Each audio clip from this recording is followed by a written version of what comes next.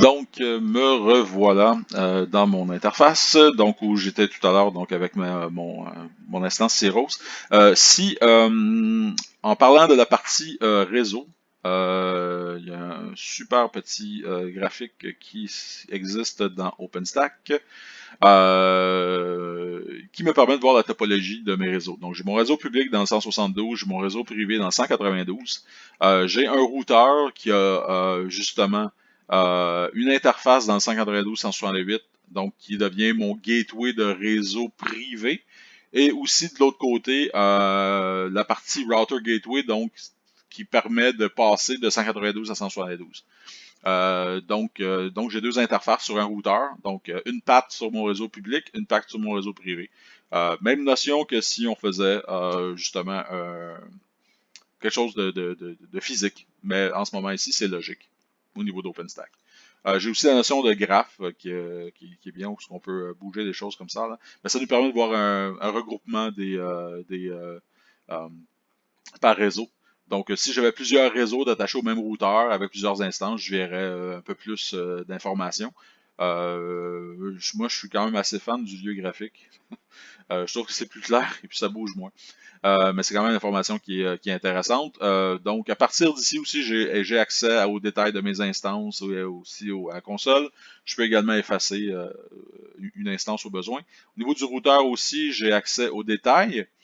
Le routeur en lui-même a deux interfaces justement. Donc quand je crée un routeur, c'est juste de créer un routeur. Donc j'ai rien de particulier à faire. Je vais aller ici puis je vais faire create router. Je peux aller dans routeur et faire create router. Là, je suis à l'intérieur du routeur, donc je ne peux pas en créer un. Là. Mais si je vais dans la liste des routeurs ici, je peux créer un routeur et on me demande son nom. Donc ça peut être mon routeur ce que j'aime bien, et quel type de réseau, donc sur lequel je m'attache. En ce moment, je peux l'attacher sur le réseau public. Euh, mais dans ce cas ici, c'est de rentrer en détail dans le routeur qu'on a déjà. Donc, je mentionnais qu'on a, si on regarde les détails, le reste encore d'ID, le réseau est mappé à quelle zone, j'en ai seulement qu'une qui s'appelle Nova. Donc, c'est la zone par défaut. Il est actif, relié à quel projet. Après ça, c'est des informations sur les réseaux externes. Donc, justement, sur quel réseau il est attaché. Donc, c'est public.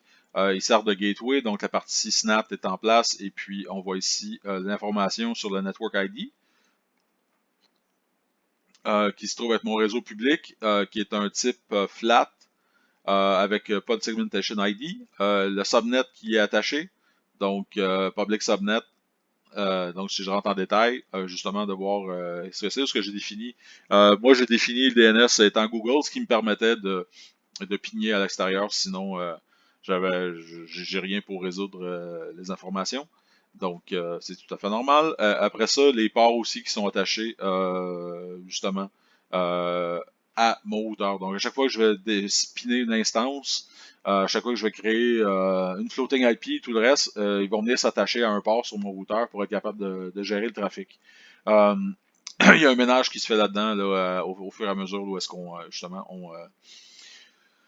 on delete des instances, donc à savoir si le statut est actif ou non. Quand c'est pas disponible, souvent c'est que ce sont des éléments qui existent toujours. Donc ça veut dire que ici, mon port qui est là, la floating IP 119, il se passe pas grand-chose. Ça, on va voir dans les floating IP. C'est ça, on peut voir que justement là, c'est que là en ce moment elle est attachée, mais il n'y a pas de trafic dessus. Mais elle est attachée à justement à mon instance Ceros. Et j'ai une autre IP qui est la 117, avec laquelle on voit l'état qui est down. Je pourrais l'associer à une instance au besoin. Donc je pourrais carrément mettre deux floating IP sur la même instance. Ça fait que j'aurai comme deux ports. Ou sinon, ben, si je veux la relancer dans le pool, ben, je peux la lâcher. Ce qui fait qu'elle va disparaître et donc ne fait plus partie du pool. Donc, quelqu'un pourra aller la rechercher. Je voulais couvrir la partie network et routeur, donc c'est un peu ça. Je veux pas.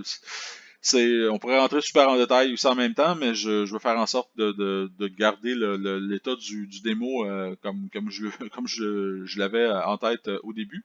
On peut regarder la partie Security Group qu'on a mentionné. Donc, c'est un peu comme c'est ma notion de firewall à l'intérieur d'OpenStack.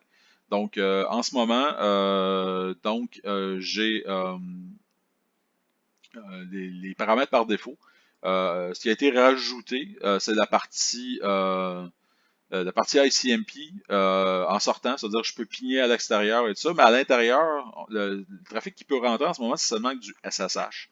C'est-à-dire que si j'essaie de faire un ping de mon environnement, ben, j'y arrive pas.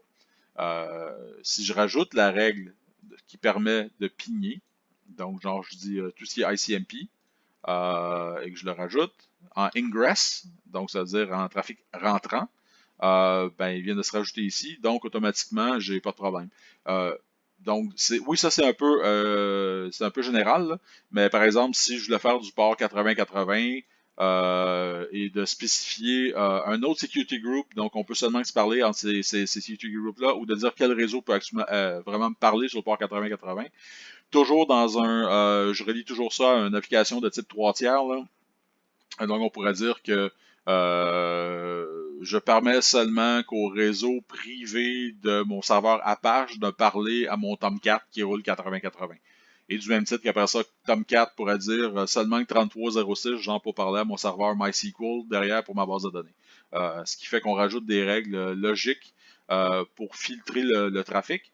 Ces règles-là qui roulent, oui, dans un namespace sous Linux, mais pas c'est un namespace qui est utilisé qui est relié à vos instances au projet pour faire les règles de firewall, mais pour votre projet / instance. Donc, si je me log au niveau physique du serveur sur lequel roule votre instance et que je fais un IP table, je ne verrai pas ces informations-là. Si je réussis à rentrer dans le namespace qui roule pour vos instances, là, effectivement, si je roule la commande, je pourrais voir la partie IP tables logiciel qui est définie. Donc, en ce moment, ça me permet de faire je peux pigner mes instances, je peux rentrer en SSH. Étant donné que ma démo plus tard va me demander de faire du HTTP, étant donné que quand je m'enregistre et que je change de fenêtre, ça passe son temps à me couper l'enregistrement, on va déjà définir la partie HTTP. Donc, moi, ce que je dis, c'est que pour ce projet-là, tout ce qui va rentrer sur le port 80, il n'y a pas de problème, ça roule. Et là, bien sûr, il dit qu'il y a une petite erreur, il n'est pas heureux. Donc, on va poser ça et puis on va recommencer.